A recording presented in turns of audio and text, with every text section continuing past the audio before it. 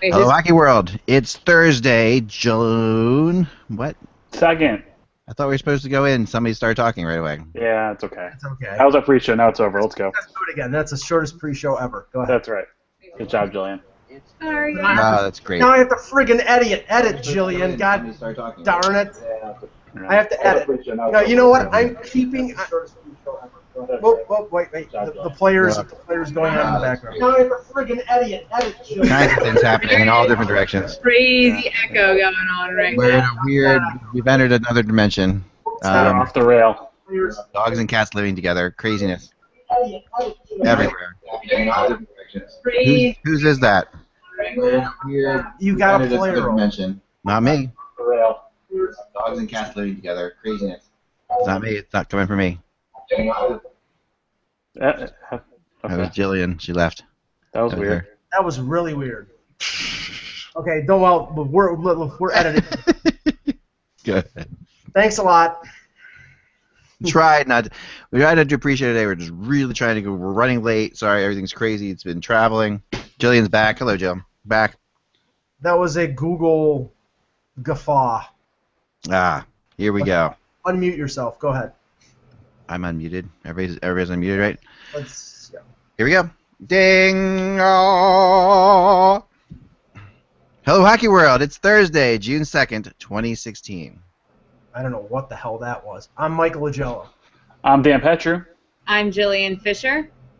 And I'm Eklund, and you're watching the HockeyBuzzCat on HockeyBuzz.com, the podcast that comes to you every Monday through Friday in the afternoons to fill you in on what's going and coming in the hockey world. And sorry we're a little late today, and we're going to have to end a little early, but we're trying to get a show in. Craziness and travel days here between the Stanley Cup Finals. I'm back from Pittsburgh briefly, as you can tell, just long enough to get yelled at by my family, and I'm going to go back on the road after that. So there you go. So anyway, but yeah, so I'm back, and I want to start. We got to start right away with that game last night for sure, and I want to start right into it because being there was a very different vibe than Game 1. It was much. The crowd was much more reserved. Well, through much of the game. Go ahead, Mike. There's a reason why they were much more reserved. I said it in our group chat as we were talking last night. That game until maybe midway through the third period was a complete and utter bore. Yeah. It was a snooze fest. And it wasn't. I'll give Pittsburgh some credit in terms of they played a much better shutdown defensive style in Game 2 than they did in Game 1. But honestly, I said yesterday that San Jose had to come out in the first period with their hair on fire, and they didn't even manage a match. There was nothing there. They got completely outplayed, out-hustled by Pittsburgh in the first two periods. I think they had 9 shots on goal, and they were lucky to tie up that game in the third period. So, my thing about the San Jose Sharks and that C word that Dan doesn't want me to use when it's They're in the finals. Come on. You can no longer say they're choking. That's ridiculous. It's significantly faster than them. I don't know if it's that they look like they're not playing as hard. People don't get that idea. I think it's just that this Pens team is just that fast. It is hard. Everyone was counting on the Sharks to be very physical. You can't be physical when you're chasing the puck the entire game. Yeah. I mean, I buy that to an extent, Jillian, but really, Letang is not the fastest guy in the world. He can move. Crosby is not the fastest guy in the world. Dan, you cracked me up. Sorry, I was laughing at you. It's not about how fast one player is and how fast player B is and player C is. Collectively, they're fast because they're fluid getting out of their own zone. Their defensemen are taking tape-to-tape passes. They're carrying the puck out. They're hitting people in full stride. So while they might not, you don't have a bunch of Carl Hagelins on the team, but you have collective speed because of how crisp their passing is. And you're seeing it with the Sharks with the inability to get out of their own end. You're right. You can't be physical with someone if you can't catch them. And they've just been so precise executing. I think that's part of the problem. Mm-hmm.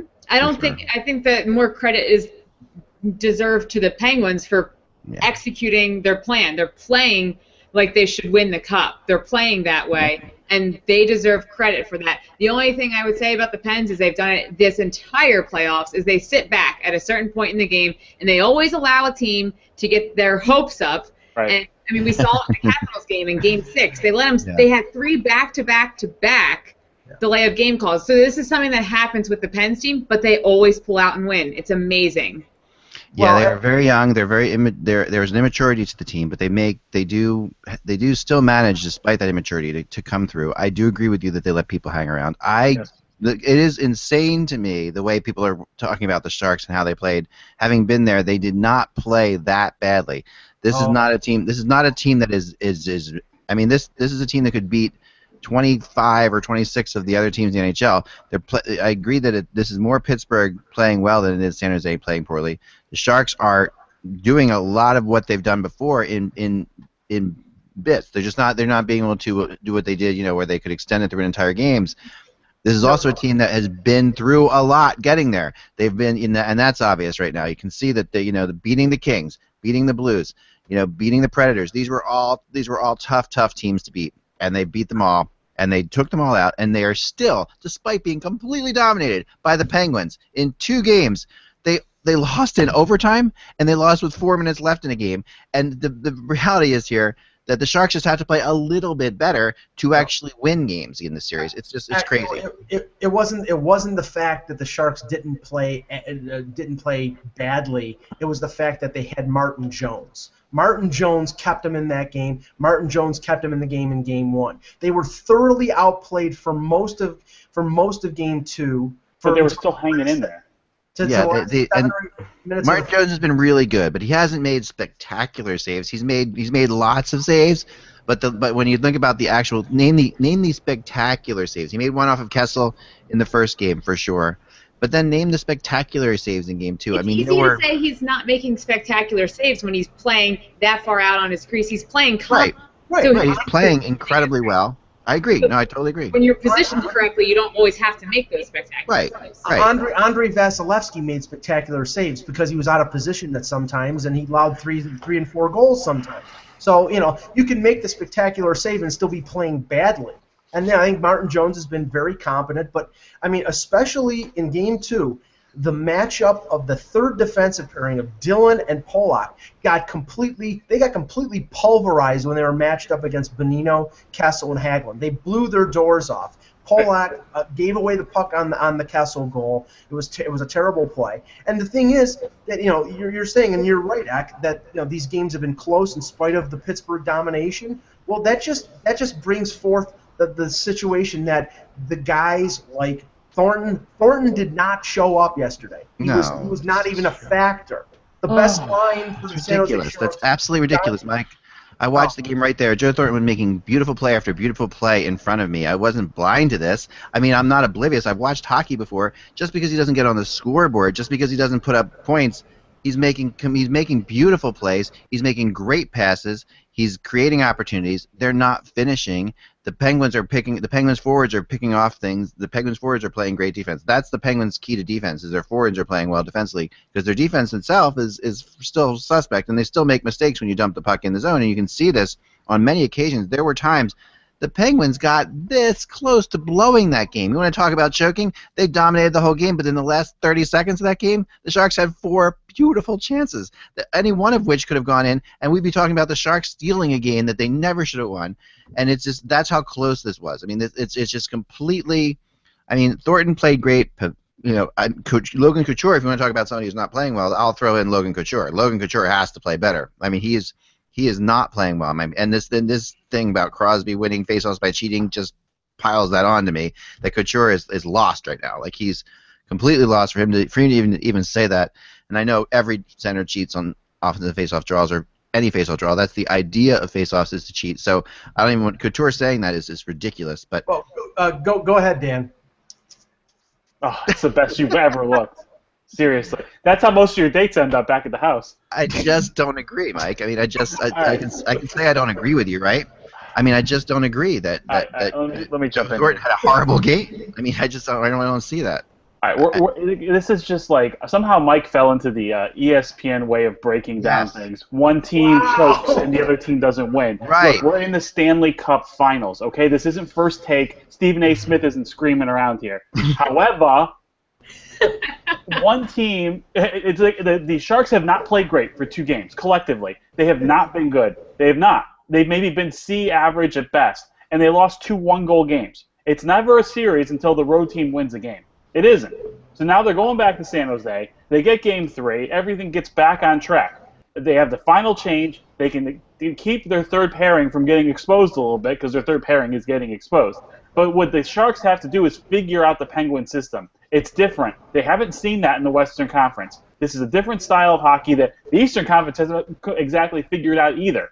So it's not so much to say that someone's choking; it's someone's losing. There's winners and losers, and right now the Sharks aren't pissing away games. They're not blowing 5-goal leads. They're not taking back-to-back penalties. It's not 5-on-3. They're not being that undisciplined. There have been some times they've lost their composure, and they're definitely frustrated. But at the end of the day, they lost 2 one-goal games. There can't be any panic to set in yet. They just have to figure out the Penguin system. The problem is no one's really figured it out right now. But one thing is for certain, the day of the stay-at-home defenseman is coming to an end, and the Penguins are showing that. You don't need 6'8" defensemen who can't skate. You need guys who might not be great in their own end, but it doesn't matter when you always have the puck.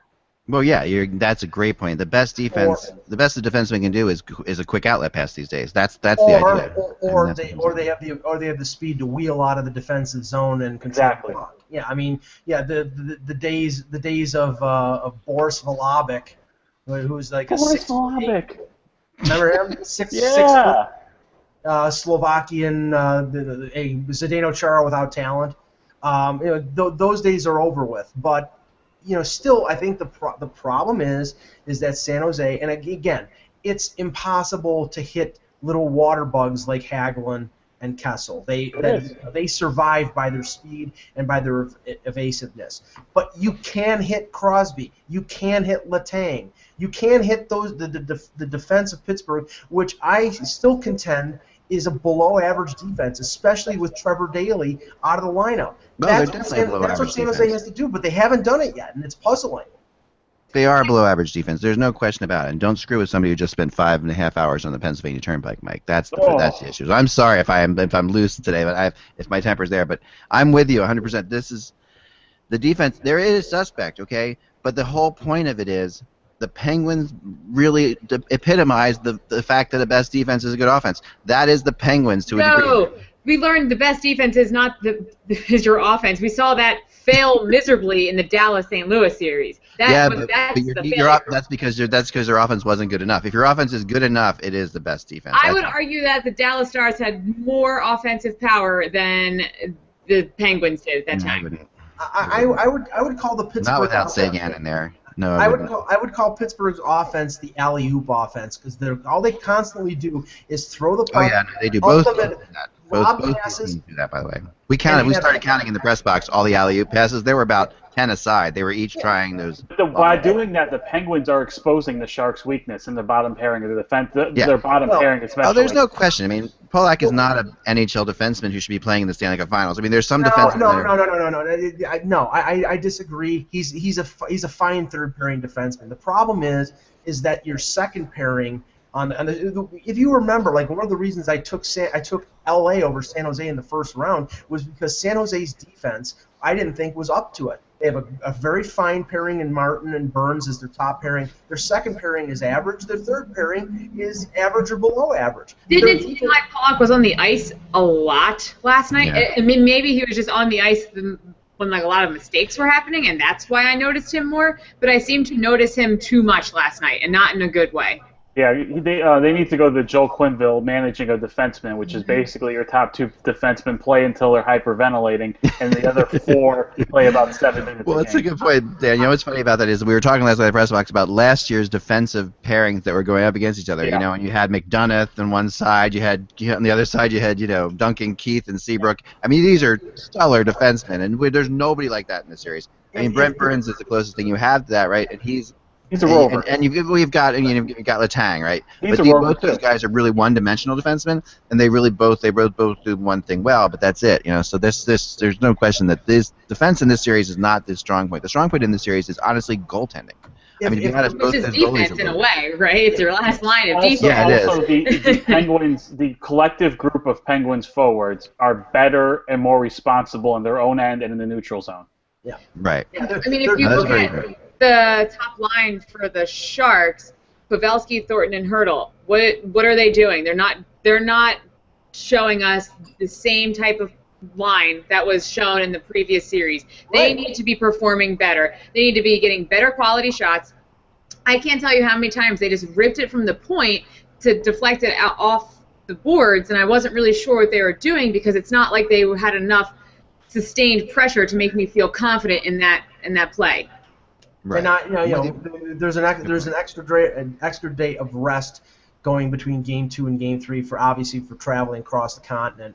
And I mean, Peter DeBoer, he better be playing Vlasic and Burns 30 minutes in Game 3. It's desperate measures here because if they don't do that and they end up losing Game 3, obviously the series is over with. No, and I think he will. And there are a lot of points to be made about this extra day of rest. It definitely benefits the Sharks. There's no question about it. The Sharks have shown before when they get. I mean, look, they had the extra day of rest with Nashville and they came out and they blew their socks off in Game 7. I mean, the Sharks have worked really hard.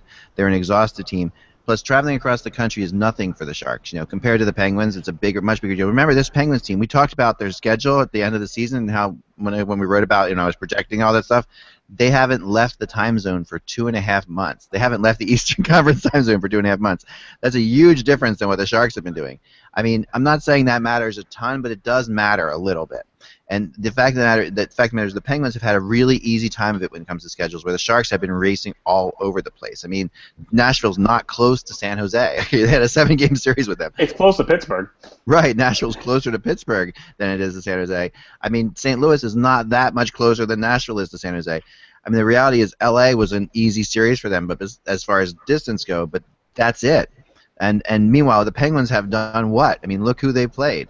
They've literally been busing to the games. I mean, it's pretty much they haven't had to go anywhere. I mean, you take a train to Washington, right? They played. I mean, Tampa. They went down there, and they played the Rangers. That's another train trip. So, I mean, really, this travel has not affected them. And as I sit there and I say both these goalies are the stars of the show, both these goalies are also right out of the Chris Osgood goaltending school, where these goalies are two goalies that will not kill you. They will never hurt you. That's the best thing that they are. They don't give up bad goals, either of these guys. And that's why you have to work for every goal you get. Murray, it's funny who's the sharper goalie. They're both really sharp right now. Murray has shown that he's very good when he doesn't get a lot of shots on him, which is important for this playing on this team. Martin Jones though, he really does have that arrogance that he still reminds me of the Kings where he came from. He reminds you of that arrogance of the Kings where he literally, even when you talk to him, he is so calm and relaxed about everything. I was impressed by both of them. I mean, Murray is the same way. He's also incredibly relaxed and calm. So yeah, to me that is the story. But the bigger story is the fact that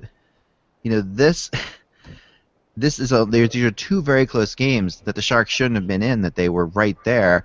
And we all know that the Sharks aren't playing their best hockey. So, and I can sit there and say that the Penguins are playing their best hockey. So I really do think the Penguins are playing as well as they can play. Sidney Crosby is like playing one game and everybody else is playing another game. That's how well Sidney Crosby is playing right now. This is the best I've ever seen Sidney Crosby play. And I've watched him live a ton of times. Look what he's doing to Hornquist and Sheary. I mean, these guys, Sheeran. Sheary, I always want to call them mixed up. Anyway, so yeah, but look what he's doing to both those guys. I mean, it's so funny. I wrote in my article today because I had a long discussion with somebody about Connor Sheary, and they were like, "Listen, I like Connor Sheary. He's a great guy. He's 5'8", and if he's 5'8", guys, they're lying. He's really not 5'8". He's more like 5'6". Short guys always lie. My daughter's 5'7", and Connor Sheary is not as tall as her. And I'm standing talking to him. I'm like, "Whoa, you are not as tall as my daughter, who's 14 and 5'7". I'm 170 pounds, sure. Oh yeah, and this guy said, I feel bad that Sidney Crosby is saddled with Connor Sheary because Connor Sheary, when you watch him play, this is before last night's game, of course, but this was even and this guy this was after the first game, and he said, listen, as you watch him play, you're like, he's got all this energy, Connor Sheary. He's just a bundle of energy. He makes really cool. He really goes everywhere, but he gets thrown around. Did you see the one time he got thrown last night? It looked like the fans were going crazy. It was just a check, but he went like 20 feet. He's getting, and also what he tends to do is he sends a skate right into the passing lanes, like things you should never do. Crosby has the puck, and Sheary will skate right next to him. Like, get away from me. You can see Crosby's trying to create space. Get away from me so I can pass to you. There's a lot of that going on, but yet it's working, right? So for whatever reason, it's working, and he's making these good plays. Players around him better. That's what happens when you're that great. You make those around you that great. You put Sheary in the Minnesota Wild or Colorado Avalanche team. He's not playing like that. He's not scoring the overtime winner. Please. Totally agree. That's what Crosby excels with. He excels with those type of players. You can put that is the truth. Inlet next to him, and it doesn't work. Right. You put Malkin and Kessel next to him, and it doesn't work. It's weird. He's the weirdest. He makes third and fourth line players and AHL players better, but he doesn't make Hall of Fame players better. Pascal Dupuis is the perfect example of that. Chris Kunitz with the team played for Team Canada. I'll dispute that because Chris Kunitz played for Team Canada because Canada needed a winger for Crosby. I agree with that, Dan. But Chris Kunitz was a good winger on the 2007 Anaheim Ducks team. He had played a key role. But I'm telling you right now, Pascal Dupuis, if he hadn't been traded, would have been a fourth liner on the Atlanta Thrashers. You're right. You're right about that. He finds. There's certain players that Crosby likes to play with, and he plays really well with them. But yeah, you're right. I mean, I've always thought Tavares, and we've said it many times. You can't find somebody to play with him. But he does play well with a certain kind of player, and I think the key to his Crosby's game is you need to have a player who just works their tail off. That's what Crosby wants. Crosby wants a guy who's working and working and working, and not necessarily skilled, but just working. That's what Kunitz does. That's what Sheary does, and you're seeing it now. And now I gotta mention this because it was so pissing me off. I am so tired, and I'm just in a rotten mood, so I'm going to say this. I am so tired of the Phil Kessel hate. I'm done. Yes. I'm completely and utterly done. Yeah, I'm right there. I think Mike's the only one alone on this one. Mike likes being angry. I took a lot of heat last night for Joe McDonald from ESPN, right? Who tweets out Joe McDonald, ESPN. Oh yeah. Joey Mack. I don't even know who Joe McDonald is. I know who Joey Mack is. Is this Jody McDonald? No. It's not Jody McDonald, right? Not the fan guy. This is No. I didn't think so. He says if the Penguins' Phil Kessel kept skating on that last icing call, this game would not be tied at 1-1. What? I mean, he said so. Basically, what happened? If you watch that play, right? Kessel was in a race, and it was basically just that the other guy, the San Jose Sharks guy, was already going full speed, and Kessel had to accelerate quicker and couldn't beat him, right? And Kessel's fast, but he just couldn't beat it. This guy was flying, and Kessel was from a dead stop, and they were going in there. And because of that icing, because it's still Kessel's fault, God forbid we sit there and say that he has got 19 points, which is more than any other Penguin. Well, but Kessel's a victim of his own talent because a couple shifts before that, he flew at top speed and beat the San Jose defenseman back for an icing, and McDonald was probably thinking he should do that all the time, but it can't happen that way. It doesn't happen that way. It was just basic physics of has McDonald ever skated before? Like if I don't know. I don't know, but I mean, I'm telling you, like. I'm not the biggest Phil Kessel fan. I give him all the credit in the world for playing the way he's played in these playoffs. He's got a very good chance of winning the Conn Smythe Trophy. But when he does, I will have a bunch of jokes to say about Phil Kessel because Phil Kessel. And I know, this is the kind of situation. This is like, when someone is like let's call Phil Kessel your girlfriend for a second, okay? No, thanks. Just for lack of a better word. But when a friend of yours has been dating somebody who's like maybe was a jerk for years, and you just meet her and you're like, she's kind of nice, and you're like, well, there's another side to her you don't know about. I think Mike, you and a lot of Toronto media have this thing with Phil Kessel. There's this other side that we don't know about. But the reality is, not all of that is Phil's fault, and I'm sure some of it is. We don't know because we're never going to see because he's never going to have the same media pressure and the same pressure put on him as he did in Toronto. Not that it's bad in Toronto, but that's just why it's different. But I'm actually giving Phil Kessel credit for playing the way he's playing, but that does not excuse the shortcomings in his game, which there are a few, even though he's played wonderfully in these playoffs, and the shortcomings with his interaction. With his teammates, it's fine. He's apparently a friendly guy, very jovial with his teammates, but he's challenged when it comes to the media. That will never go away. Then that shouldn't matter.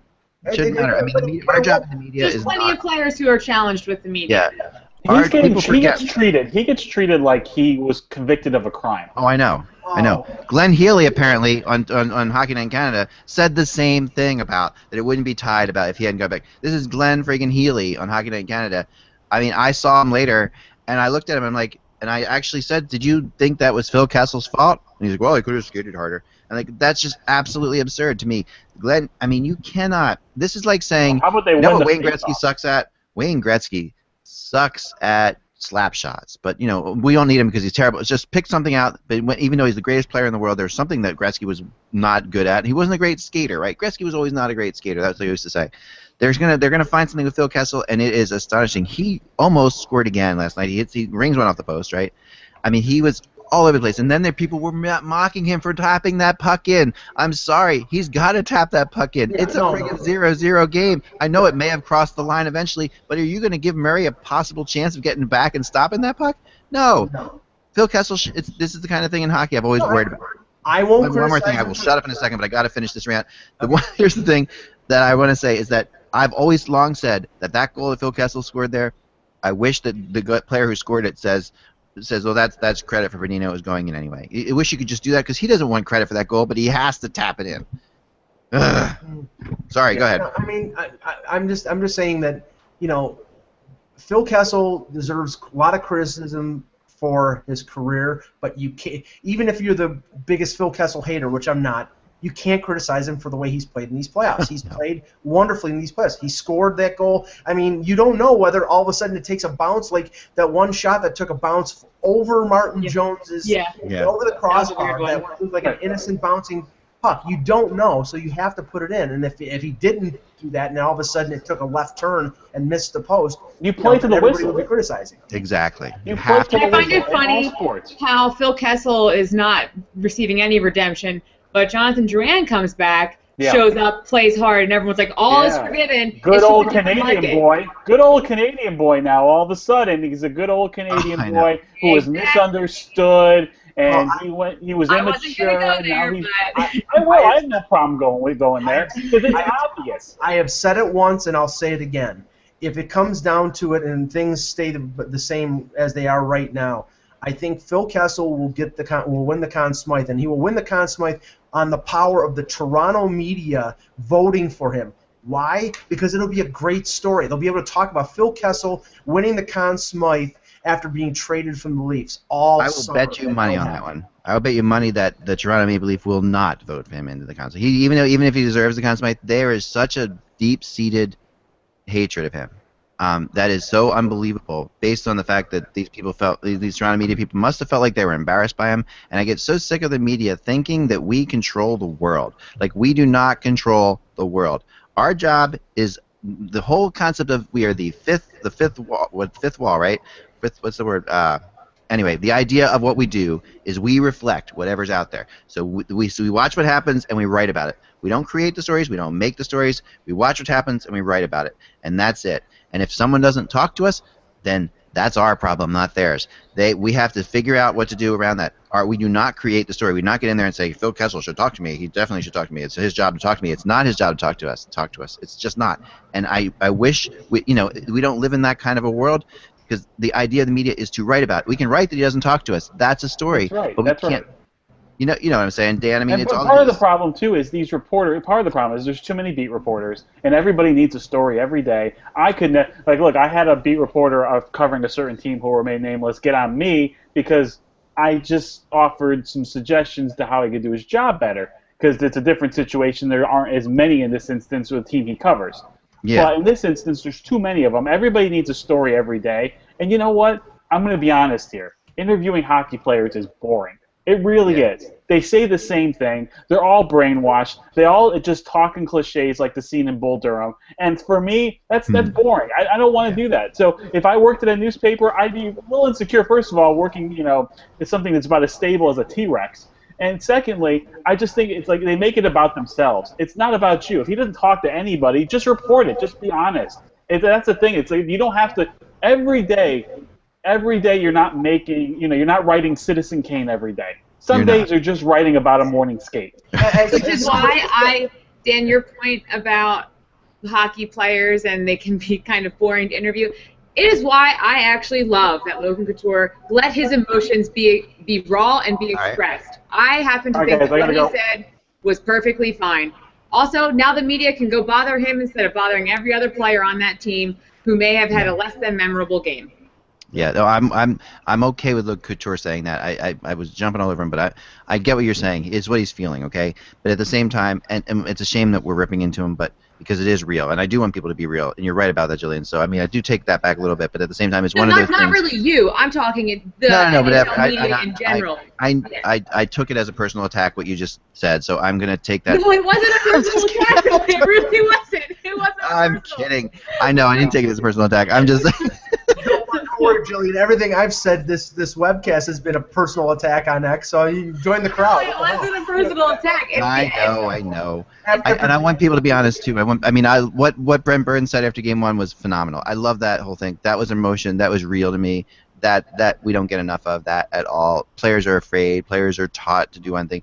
But I want to tell you something. That is not their fault. It's actually our fault. It's actually ours as the general media's fault that they do that. The cliches really do come down to the fact that we take things they say and blow them out of context to the point where, we as the general media blow things out of context to the point where they're just paranoid about saying anything. It is the hockey culture that's why they talk that way. No other sport do they talk in such cliches. It is the hockey culture to be humble and to thank the team first and put the team first. That is why you get different responses from hockey players versus if you get a football player, a basketball player, or a baseball player. And I think every sport does the same. I think every sport's the same. I think every sport does cliches the same way personally. Well, but somebody should call the cliche police on Peter DeBoer because he emptied out the coffers of every cliche that was out there last night after Game 2. Well, we're going back home, and the series isn't in trouble until a team loses at home. Whatever. It's just like every cliche. Yeah. Say something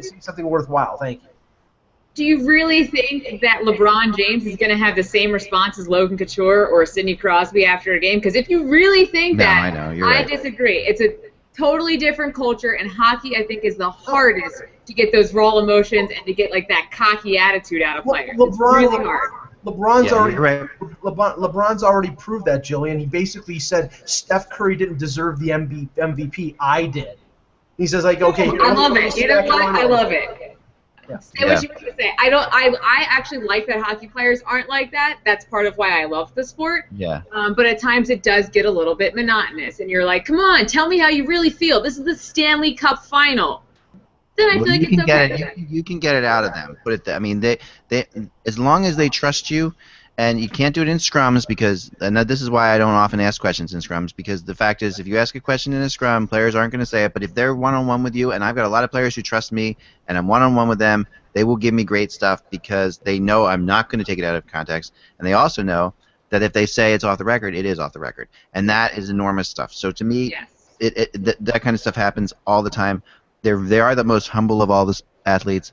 They really are. The cockiness doesn't exist. You don't see very often, someone, you see it more than you used to, the guaranteeing victory thing, which is like, when Messier did it, it was so crazy for hockey, that someone would do that it became legendary. It happens all the time in every other sport. It's happened for years in every other sport. Well, Evgeny Malkin did it, and he scored one goal. Evgeny Malkin did it too. He didn't guarantee a victory in Game 7, though. He just guaranteed they were coming back to it. Yeah, right. But he basically guaranteed a victory in Game 6 and did nothing in Game 6. So he scored one. I think he scored 1 goal in 14 games. Way to go, Evgeny. I will say something about the Couture thing for a second about the cheating on faceoffs. I don't totally disagree that Crosby cheats on faceoffs. Like I said, all centers do. But the one thing that is making me crazy, and this is like something that we gotta fix in the NHL, is all these fake face-offs or bad draws. It's unbelievable how many. I don't remember this ever. And it's tactical, Ak. It's but there have been more of these drop the puck. Oh wait, that wasn't a good drop than I've ever seen in my life. They're basically like in a defensive zone. If the team has 2 centers out there, they're trying to get the other team's best face-off guy thrown out. I know. And if they get thrown out, then they and the second guy comes. Oh yeah, I know. Then the linesman they know that they have to drop the puck. But what I'm talking about is when the puck, when that doesn't even happen, when the puck's just dropped, somebody wins it so cleanly that they say, oh, that was a bad draw because the other person wasn't ready. No, when that way it used to work is you better be ready for the friggin' puck to drop. If you're not ready, then you're not ready. And that I don't like. I mean, that and the fact that we don't ever blow the puck dead along the boards are two things that have changed a lot in the last couple of years, but that has made me crazy, but I don't want to even get into that. That's a whole other topic. But I just want to say this. Here's another beef I have today. All right, so this is the thing. I was driving home, right, and I'm listening to XM radio, and they start going off on the fact that 91% of the time, the teams that win the first 2 games of the Stanley Cup Final have won the final. It's only happened 3 times in history that teams who haven't won the first 2 games in the final come eventually. I mean, this is such a stupid stat. Then they go through and say it happened once, and the last 2 times it happened was in 2009 and 2011. All right, it's math, Ack. It's math. It's numbers. Come on. No. Ooh, numbers are boring. It happened in 2009 and 2011. Then I go back and research how many times. Okay, how many times has the first team won 2 games? It's happened in half of the last 4. I mean, let's just. I mean, completely. This to me is just. Let's just say what it is. It is better to win the first 2 games than not. That I get. We all understand that. It doesn't mean. I will go out on a limb here. I would rather be Pittsburgh right now than San Jose. Right. You want to win the first 2 games, not lose the first 2 games. That makes sense. The winners of game 2 win 78% of the time, no matter who wins the first game. Okay, what the hell does that mean? That's like, okay, whatever. But yes, it's always better to win. And yes, the Penguins have never been shut out in a game in which Crosby scored a goal. That is true. These are stats that are real. These are numbers. They are true. It's also better, like, I'd be a little more concerned if I'm San Jose. If I lost those 2 games at home, if we were going back to Pittsburgh, I'd be like, oh, we might be really screwed. By the way, the Sharks have never won a game in their entire history in the month of June. Ever. Okay? That's because they haven't been here. Right. The first time they played in the Stanley Cup playoffs, okay? Last night was the first game they've ever played in the month of June, but they've never lost one, okay? So they've never won one. Before last night, they hadn't lost one. I mean, these stats are making me insane. This is what it comes down to. If the Sharks win the next game, they're back in the series. If they lose the next game, yeah, we're going to hear that only 5 times in the history I think they have to win both 2 games in a row, because if you go down 3-1 against this Pens team, you have to be perfect that consistently. I think they need to win both games at home. I think that's what they're in worse shape if they lose 3. They have to win 4 of the next 5. Absolutely. They do have to win 4 of the next 5. But you know what? They just have to win the next game. It doesn't matter if they have to win 4 of the next 5. They have to win the next game, and then they have to win the next game, and then they have to win the next game. I think you need a nap. Oh, my gosh. The 4 or 5 thing. It's just the 4 or 5 thing is insane. I mean, that's just craziness. I get that that's difficult, but you know what? You sound like me after I've driven in Boston for too long right now. Yeah, that's what it is. I'm telling you. I mean, and I was listening to some really good Yes music, Mike, on the way home. I was really fired up, and I'm all set, and I'm like, this is gonna be great, and There's too many. There's too many. Everybody. It's the Stanley Cup, so everybody wants to have their own say in it. And everyone wants to spin it one way or another, and it seems like everyone is doom and gloom for the San Jose Sharks, and I don't think it has to be that way, and I don't think it does. Right.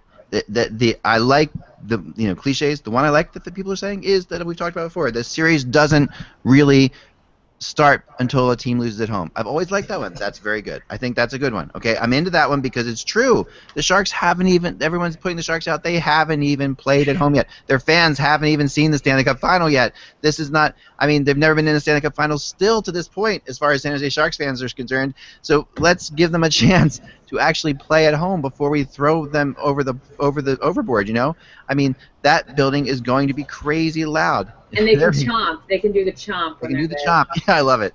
And you know that is. I've been in that building, and you were in that building, Jillian. That is one of the loudest buildings in the NHL. It's really loud, man. Yeah, it is. And the fans really believe in this team. I follow quite a few San Jose Shark fans on Twitter, and I'm friends with quite a few in Facebook. Social media, they're not feeling it yet. A couple of them made some funny jokes about they're just getting the Pens hopes up so they can do a reverse sweep and things like that. So it's nice. They haven't lost faith yet. The majority of them are really still rallying behind them. So that says something for the fans. They're still looking forward to it. They shouldn't, because you know what? The fact is they were in 2 games that they shouldn't have been in. They were in 2 games. They were battled. 2 teams tough right to the end, basically both games ending on almost the last shot of the game. And they battled in 2 games that they were really dominating. And for them to sit there and for people to sit there and say, well, they were outshot by the Penguins. You know what? Everyone's been outshot by the Penguins. I mean, the fact of the matter is, I tweeted out last night that statistic that I thought was incredible, and I'm sitting there, and that was, again, I was doing math, too much math for me. But I was sitting there and I'm saying, okay, here's the reality.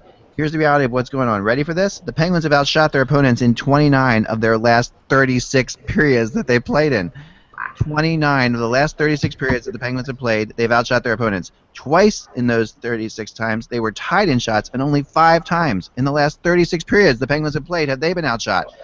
One of those was in game 1 in the second period by the Sharks, right? Well, if you notice, I've switched around the combination emblem here with the Penguins standing on top of the Shark. That is the perfect synopsis of this series. Yeah. They're cutting that shark with their razor sharp blades, and it's being gutted like a fish. I like that. I really do. And you know what's funny about the Penguins and their crazy out-shooting teams goes? Check this out. The last time they were outshot in a game, they won. They beat the Capitals in a game that they were outshot 49-20. They got completely. Remember this game? Murray just stood on his head. I think it was game 4 or something like that in that series, and I looked up that was just, it's a total anomaly in the entire Sharks playoffs. But they just got completely dominated by the Capitals and they won. So the reality is, yes, they're getting out. The Caps are out. The Penguins are out shooting the Sharks, but the Penguins aren't getting these unbelievable chances. It's not like everything's a breakaway. I know Jill's got to get going. I appreciate it very much, Jill. We're I'd gonna love to stay in chat, but I have to go. So I know. I appreciate it. Mike and I will stick around for a little bit here to end this show, but thanks very much, Jill. See you guys tomorrow. Talk to you tomorrow. Thanks, bud. Appreciate it. Thanks for coming on today. So yes, Mike, it's just you and me now, man. Here we go. Are you calm down now? No, not at all. Do I look calm? No. Thank you. No, I'm sorry. I think that there is just, it's amazing how, I think, was it 17 of 21 people on ESPN picked the Sharks to win the series, and now, before it started, and now everyone is just saying how the Sharks have no chance in the world. It's tough to have any confidence in the Sharks right now based on the way that they played. They've played terribly. They dominated of 6 periods, of six periods and a little bit of overtime. They've dominated in one of them. Yeah, I know, they dominated one of them. Inherently, that's the problem. This is a team with a lot of talent, with a lot of depth up front, with a good goaltender, with a couple good defensemen. And like I said, if Burns and Vlasic are not playing 30 minutes in Game 3 because it's an absolute must-win, then Peter DeBoer's out to lunch. They have to overplay those guys. They have to win that game to get back in the series, and you worry about resting them later on. You'll get rested. I don't disagree with that. And listen, last night, the Penguins totally dominated the first period of Game 1. There's no question about that. That was all. But last night's game, really, when you think about it, the third period, the San Jose Sharks outshot the Penguins 9-6 last night. So again, and the Penguins didn't have a shot in the first 11 minutes of the third period last night. Right. So it was, and in the second period, the first and second period, the Penguins did outshoot the Sharks and did outchance them and stuff like that. But the bottom line is the Sharks, in the third period, they came back and they played pretty darn well, and they even outshot the Penguins in overtime. But the reality of it is, yes, 4 of the 6 periods, the regular 6 periods, I would say are definitely the Penguins. And I would say that the Sharks won 1 period, and I would call the third period last night a draw. But pretty much is what I would, I think that's really where we are. So let's talk about the rumor chart a little bit here before we get out today. I knew you'd have something to say about this, Mike. I was waiting for this. My Toronto, my Phil Kessel, and I will tell you, not Phil Kessel, sorry, my Steve Stamkos rumor chart. So the time, as you guys know, I don't report on players while they're still playing, right? So I don't report on rumors. I will not sit there and I'll say where they're playing. I'm just bringing up the chart here for myself. So where I think they can end up. I have it memorized, believe me. Yeah, I know. So I've added Evgeny Malkin to the chart, and a lot of people are asking, why did I do that? And all I can say is this, that there are serious rumors swirling about Evgeny Malkin and have been for a couple of days now. And I don't report on players while they're still playing. So all I can say is he will be on the chart after the series is done. And I think that there's a good chance that something could happen there. And that's all I'll say. Now, Steven Stamkos, though, I had on the chart as well, but of course I wasn't going to give him numbers, and I waited even a couple more days. I really did a lot of research on this because I wanted to do immediately when he was eliminated, because people, obviously, I'd want to have Steven Stamkos on this chart, but I waited and waited and waited until I talked to enough people. I talked to 28 people. Okay, I did. I literally did. I took my notes because I wanted to be meticulous on this, and I asked them all to give me the percentages that they thought.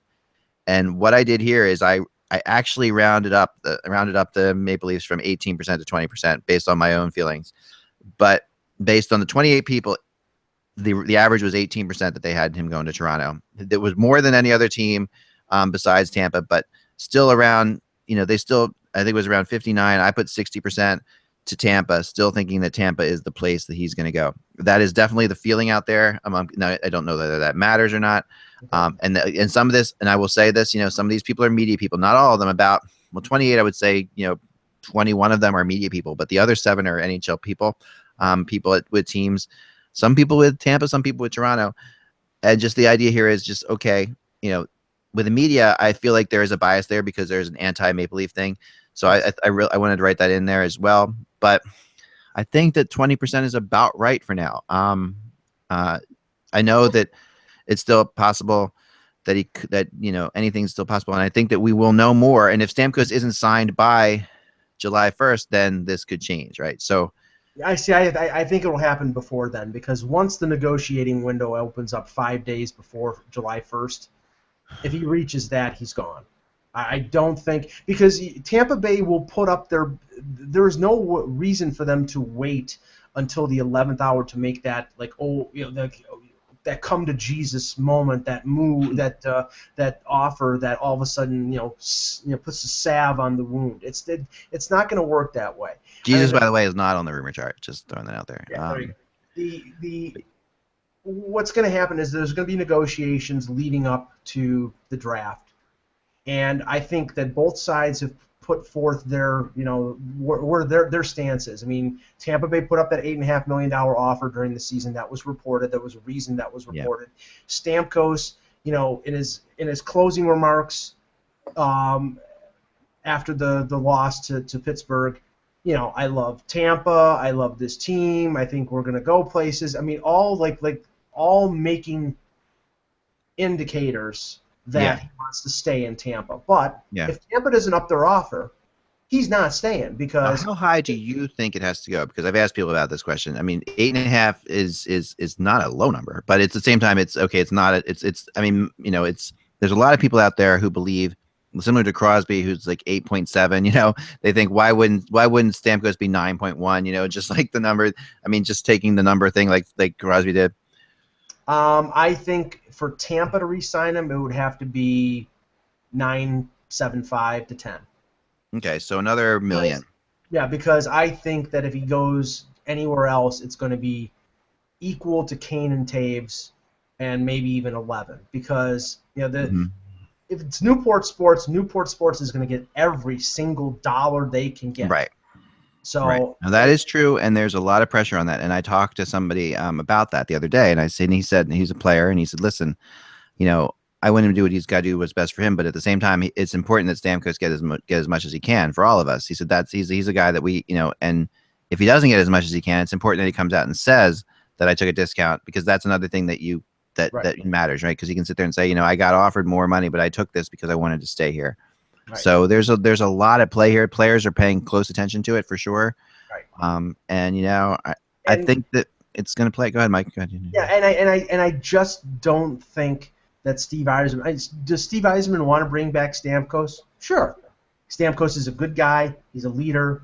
He's a great player. He's probably top 3-4 guy in the league. No doubt about it. Does he want to pay him $10 million? Absolutely not, because he's got all these other players he has to sign.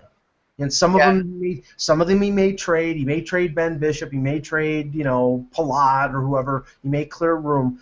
But you're probably going to lose 3 or 4 players off the team that you have right now to sign one guy. And the team proved this year, without Steven Stamkos, they can be successful. So that's why I think they're not going to. And those are good points, and I think that's well taken. And I honestly don't know if I put Stamkos as a top 3 player. I really don't. I mean, and the question remains, because this is a team that was so successful without him. That's not necessarily his fault, but at the same time, you sit back and say, okay, I mean, he's a great player, obviously a skilled, talented player. But would I take Tavares over him? I would. I would rather have John Tavares over him. Would I take Crosby? Yeah. Would I take Malkin? No.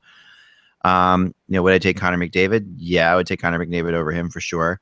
So that's I've already named 3 or 4 guys I'd take over him. So he's in the top 10 maybe. But Connor McDavid is all potential in the fact that he's 19 years old. You're taking him not because he's as good as Stamkos, but because he's going to be as good as him or better than him in maybe a couple years. He's a great. Yeah, maybe, but he might already be as good as Stamkos. Maybe. I mean, it's a tough one. I mean, when you look at players, how about Sagan? There's other guys. I mean, there's a lot of players that if you were to sit there and say, would Stamkos be traded? Who could he be traded for straight up in the league? Who would Tampa trade him for straight up in the league? There's a few of them that I would look at, and defensemen. There's a couple defensemen too. So I don't know.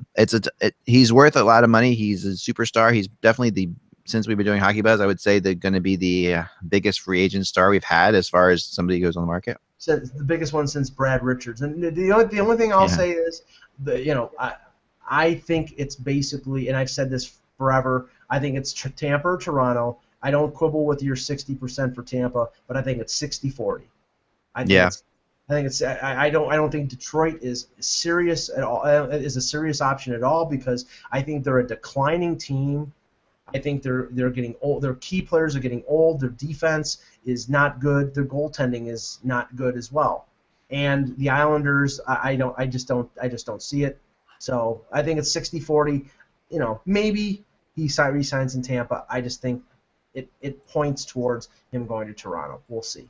Yeah. I mean, it's hard to argue on some of that stuff. I have heard though enough that there will be more teams involved in this.